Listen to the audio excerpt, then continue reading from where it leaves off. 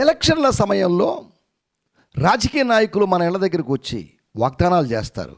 మీరు నాకు ఓటేస్తే నేను పలాంది చేస్తాను, పలాని పని చేస్తాను, పలాని మేలు చేస్తానని.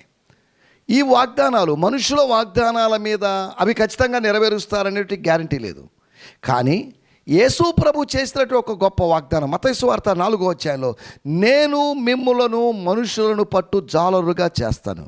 మీరు 10 మంది అయినా 12 మంది అయినా 2 అయినా 3 అయినా కానీ మిమ్మల్ని సాధారణమైనటువంటి జాలరులుగా ఉన్న వాళ్ళని, ఫిజికల్ లిటరల్ ఫిషర్మ్యాన్ని నేను స్పిరిచువల్ ఫిషర్మ్యాన్గా మారుస్తాను.